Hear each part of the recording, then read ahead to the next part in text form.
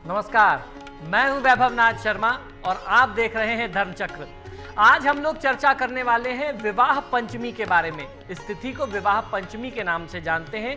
ऐसा कहते हैं कि विवाह पंचमी के दिन यदि जिस भी व्यक्ति के दाम्पत्य जीवन में बहुत ज़्यादा तनाव रहता हो, अगर वो कोई उपाय करे तो दाम्पत्य जीवन जो है वह मधुर हो सकता है।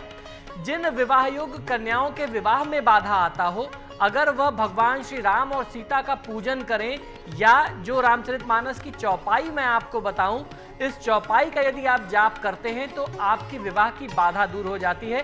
क्योंकि विवाह पंचमी की जो तिथि है ये बहुत ही विशेष है। इसी तिथि पर भगवान श्री राम और माता सीता का विवाह हुआ था। हमारे भारत में कई स्थानों पर विवाह पंचमी को बड़ी धूमधाम के साथ मनाया जाता है। मार्गशीर्ष, जिसे हम हिंदी में अगहन कहते हैं आम बोलचाल की भाषा में, मार्गशीर्ष मास के शुक्ल पक्ष की जो पंचमी है, इसी तिथि पर भगवान श्री राम तथा जनक पुत्री माता जानकी, जिन्हें हम सीता जी के नाम से जानते हैं, इनका विवाह हुआ था। तभी से इस पंचमी को विवाह पंचमी पर्व के रूप में मनाया जाता है। और इसी दिन गोस्वामी तुलसीदास जी ने श्री रामचरितमानस ग्रंथ की जो रचना थी उसे संपूर्ण किया गया था। यानी रामचरितमानस को जो लिखने की क्रिया थी वह इसी तिथि को पूर्ण हुई थी। इन दोनों बातों को ध्यान में रखते हुए इस तिथि को इस बार जो है बहुत विशेष महात्म है। इस दिन विवाह योग्य कन्या यदि श्री रामचरितमानस में लिखी हुई जो चौपाई मैं आपको बताने जा रहा हूं, इस चौपाई का जाप करे तो उसे शीघ्र ही मनचाहा वर प्राप्त होता है। ये चौपाई बहुत ही चमत्कारी है। इस चौपाई को ध्यान से सुनिए। सुनो सिय सत्य आशीष हमारी, पूजा ही मन कामना तुम्हारी। इस चौपाई को पुनः एक बार सुन लीजिए किस प्रकार से आपको इसे उच्चारित करना है। सुनो सिय सत्य आशीष हमारी, पूजा ही मन कामना तुम्हारी। ऐसा कहते हैं जिस विवाह योग्य कन्या के विवाह में बाधा आ रही हो, अगर विवाह पंचमी से इस चौपाई का जाप वह आरंभ करे, भगवान श्री सीताराम जी का चित्र अपने सामने रख करके इस चौपाई का जाप शुरू करे, रोज 108 बार जाप करे, तो बहुत जल्दी ही विवाह में जो भी बाधा होती है वह दूर हो जाती है। ये चौपाई बालकांड में सीता जी के गौरी पूजन के प्रसंग में आती है, जब माता सीता जो है वह गौरी जी का पूजन कर रही थी। विद्वानों तथा पंडितों का मत है कि यदि कोई विवाह योग्य युवती इस चौपाई का प्रतिदिन जप करे तो उसे मनोवांछित वर की प्राप्ति होती है। जिस प्रकार सीता जी का विवाह भगवान श्री राम से हुआ था, उसी प्रकार इस चौपाई का जप करने से, उस चौपाई के प्रभाव से, इसके तेज से हर विवाह योग्य कन्या को उत्तम वर की प्राप्ति हो जाती है। तो आइए इसी विषय पर आज चर्चा करते हैं, क्योंकि ये जो तिथि है ये बहुत ही विशेष है। तो जिन भी विवाह योग्य कन्याओं के विवाह में बाधा आ रही है या आपके दाम्पत्य जीवन में सुख का अभाव रहता है, तो आज इस जो उपाय मैं बता रहा हूं इस एपिसोड में, इन खास उपायों को आप सुन लीजिए, समझ लीजिए और इस विशेष तिथि का लाभ लीजिए। यदि कन्या के विवाह में विलंब हो रहा हो तो विवाह वार्ता के समय कन्या को सदा ही नए वस्त्र पहनाना चाहिए। ये एक प्रकार का टोटका है जिसको आप अपना सकते हैं। तो आपको करना ये है कि जब भी लड़की के विवाह के लिए बात करने आप स्वयं जाते हैं, लड़की को साथ में लेके जाते हैं या लड़के वाले लड़की को देखने आते हैं, तो लड़की को नए कपड़े अगर पहनाए जाएं तो विवाह की बात जल्दी ही पूर्ण हो जाती है। ऐसा ये एक टोटका माना जाता है। विवाह के प्रस्ताव अगर नहीं आ रहे हैं कन्या के लिए तो 4 सप्ताह तक गुरुवार के दिन पीले और शुक्रवार के दिन सफेद वस्त्र पहनाने चाहिए। ये नए कपड़े होने चाहिए, इससे बहुत अच्छा लाभ मिलता है। आपको ध्यान ये रखना है कि किसी भी सप्ताह पहने हुए वस्त्र दोबारा ना पहने जाएं जब आप इन उपायों को कर रहे हो। तो बहुत आसान सा उपाय है। 4 हफ्ते 4 गुरुवार जो है आपको पीले वस्त्र पहनने हैं और उसके बाद 4 शुक्रवार जो है आपको सफ़ेद वस्त्र पहनने हैं। ये 8 कपड़े जो हैं ये नए होने चाहिए, इस बात का आपको ध्यान रखना है। जब आप ये 8 सप्ताह उपाय कर रहे हो तो किसी भी सप्ताह आपको कोई कपड़े रिपीट नहीं करने हैं। जब भी वर पक्ष के घर जाएं तो पहले वो पैर अंदर रखें जो भी आपका स्वर चल रहा हो। नासिका से उस दिन जो स्वर चल रहा हो वो कदम आपको आगे बढ़ाना चाहिए।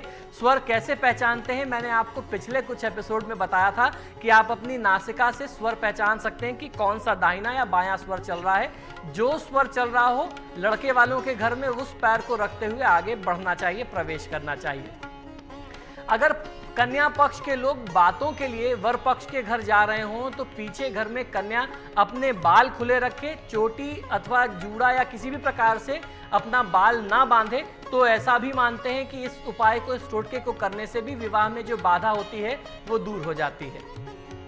विवाह योग्य किसी कन्या को किसी विवाह उत्सव में जाने का मौका मिले तो वहां दूल्हे अथवा दुल्हन को लगाई मेहंदी लेकर के थोड़ी सी मेहंदी अपने हाथों में लगा लेने से भी विवाह के योग्य बन जाते हैं। 16 सोमवार तक शिव मंदिर में जल चढ़ाना चाहिए। तो आप इसी विवाह पंचमी से आरंभ करके फिर उसके बाद जो सोमवार आता है आप उससे इस क्रम को आगे बढ़ा सकते हैं। और जब आप भगवान शिव को जल चढ़ा लें तो जल चढ़ाने के बाद माता पार्वती का श्रृंगार करें और शिव पार्वती की गांठ जोड़ करके आप उनकी पूजा करें। जैसे विवाह के दौरान ब्राह्मण दूल्हा दुल्हन की गांठ बांधते हैं, उस प्रकार से आपको नारे से, कलावे से भगवान शिव में और पार्वती जी में गांठ जोड़नी है। एक धागा ले लीजिए, उन दोनों को आपस में बांध दीजिए, इसको गठजोड़ कहते हैं। इससे आप भगवान शिव और पार्वती की इसकी बाद पूजा करें तो आपकी पूजा बहुत जल्दी मान ली जाती है। जो विशेष मंत्र मैं आपको बताऊं उस मंत्र का प्रतिदिन कम से कम 11 बार और नहीं तो कम से कम 108 बार जाप करना चाहिए। ये जो मंत्र है ये विवाह योग्य कन्याओं के लिए विवाह में आ रही बाधा को दूर करने का बहुत चमत्कारी मंत्र मानते हैं। यह मंत्र है, ओम हे गौरी शंकर अर्धांगिनी यथा त्वम शंकर प्रिया तथा माम कुरु कल्याणी कांत कांताम सुदुर्लभाम। मंत्र पुनः एक बार सुने, ओम हे गौरी शंकर अर्धांगिनी यथा त्वम शंकर प्रिया तथा माम कुरु कल्याणी कांत कांताम सुदुर्लभाम। इस मंत्र का जाप किसी भी कन्या को कम से कम 11 बार या 108 बार अवश्य करना चाहिए। विवाह में आ रही बाधाएं दूर हो जाती हैं। बहुत सारी ऐसी विवाहित महिलाएं होती हैं जिनको ये या तो जानकारी होती है या उनको शक होता है, संदेह होता है कि उनके पति का संबंध किसी पराई महिला के साथ है, वो किसी अनैतिक संबंध में संलिप्त है। अगर आपको भी ऐसा संदेह है अपने पति के ऊपर तो आपको करना यह है कि जब भी आपको ऐसा लगे कि पति आपके जो है दूसरी महिला के पास से आ रहे हैं तो रात में सोने से पहले थोड़ा सा कपूर अपने कमरे में जहां पर पति और आप सोते हैं उस जगह पर आपको रोज जलाना चाहिए। इससे पति की मानसिकता बदलेगी, जो भी उनके अंदर गंदी आदतें हैं, खासतौर पर जो उनकी पराई स्त्री के साथ संबंध है वह धीरे धीरे छूटने लगेंगे। तो आपको करना यह है कि रोज रात में सोने से पहले थोड़ा सा कपूर जो है कमरे में जला करके सोना है और कुछ नहीं करना है, बस आप थोड़ा सा कपूर जलाइए और सो जाइए। दूसरा उपाय यह है कि विवाह पंचमी से आरंभ करके 3 रविवार की रात में सोते समय कुछ सिंदूर बिस्तर पर पति के सोने वाले हिस्से पर यदि आप बिखेर दें और सुबह स्नान ध्यान करने के बाद जब आप प्रातःकाल नहा लेते हैं तो माता सीता या माता पार्वती का नाम लेकर के उनका ध्यान करके उस सिंदूर को अपनी मांग में भर लें तो पति का जो भी अनैतिक संबंध है, पर महिला से जो संबंध है वह संबंध समाप्त होकर के पति का इंटरेस्ट, पति का स्नेह प्यार आपके साथ दोबारा जुड़ने लगता है। तीसरा उपाय यह है कि जिस महिला से आपके पति का संपर्क है उस महिला के नाम के अक्षर के बराबर आप मखाने लेकर के प्रत्येक मखाने पर उस महिला के नाम का प्रथम अक्षर लिख दीजिए। उस औरत से पति का छुटकारा पाने के लिए आप देवी से प्रार्थना करते हुए उन सारे मखानों को जला दें। उसको जला के उसकी भस्म बना लीजिए और किसी भी प्रकार से प्रयास ये करें कि उसकी जो राख है, भस्म जो है, काली भभूत आपके पति के पैर के नीचे आ जाए। उसको कुछ ऐसी व्यवस्था करिए, उनके जूतों के नीचे रख दीजिए या जाने के घर से बाहर निकलने के रास्ते पर बिखेर दें, जिससे आपके पतिदेव उसके ऊपर से जाएं। निश्चित ही आपके पति का जो पर महिला के साथ, दूसरी स्त्री के साथ संबंध है, इस प्रयोग को कर लेने से वह संबंध छूट जाएगा। कनेर के पुष्प को पानी में घिस करके अथवा पीस करके उससे पति के माथे पर तिलक करें। यह भी अन्य महिला के संबंध समाप्त करने का बहुत अच्छा प्रामाणिक और सटीक उपाय है।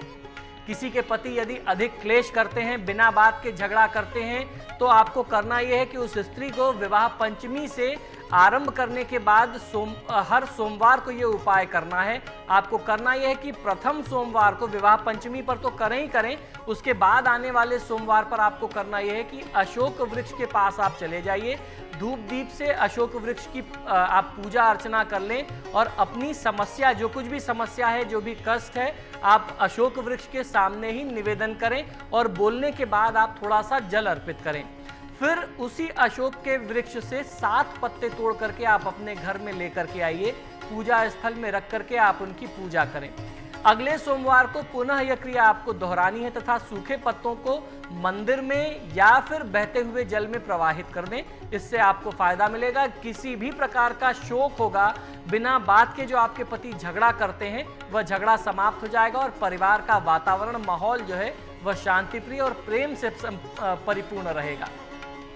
यदि पति पत्नी का आपस में बिना बात के झगड़ा होता हो, बिना बात के कलह होती है और झगड़े का कोई कारण भी आपको नहीं मालूम होता, तो अपने शयन कक्ष में पति जो है वह अपने तकिए के नीचे लाल सिंदूर रखे और पत्नी जो है वह अपने तकिए के नीचे थोड़ा सा कपूर रखे और प्रातः काल स्नान ध्यान करके पति आधा सिंदूर भगवान शिव पार्वती या फिर सीताराम जी को या फिर भगवान विष्णु और लक्ष्मी को समर्पित कर दे, उनके ऊपर चढ़ा दे और आधे सिंदूर में से एक चुटकी सिंदूर लेके पत्नी की मांग में भर दे तो बहुत अच्छा फायदा मिलता है। और पत्नी ने अपने सिर के नीचे जो कपूर का टुकड़ा रखा था, अगर उसे जला दिया जाए तो जो कुछ भी बिना बात के झगड़ा होने का कारण होता है वह समाप्त हो जाता है और आपस में प्रेम पुनः एक बार उत्पन्न हो जाता है। पति पत्नी के क्लेश निवारण के लिए पत्नी बुधवार को 3 घंटे का मौन रखे। शुक्रवार को अपने हाथों से साबूदाने की खीर में मिश्री डाल करके एक खीर बनाए और उसका भोग माँ लक्ष्मी को लगाए और उसके साथ साथ बच्चों में और अपने पतिदेव में, अपने परिवार में इस खीर का वितरण कर दे और किसी गरीब व्यक्ति को इत्र का दान करे तो इससे बहुत अच्छा लाभ मिलता है। और इत्र को, थोड़े से इत्र को अपने कमरे में भी रखना चाहिए। इस प्रयोग को करने से प्रेम में वृद्धि होती है। ये हमारे धर्मशास्त्रों में बताया गया वैदिक प्रयोग है। इन प्रयोगों को करके आप अपने प्रेम में वृद्धि कर सकते हैं। यदि आपके विवाह में बाधा आ रही है तो आपके विवाह की बाधा दूर हो सकती है। इसी शुभकामना के साथ कि भगवान श्री सीताराम जी के विवाह का पर्व विवाह पंचमी आपके दाम्पत्य जीवन में सुख लेकर के आए, मुझे आज्ञा दीजिए। नमस्कार।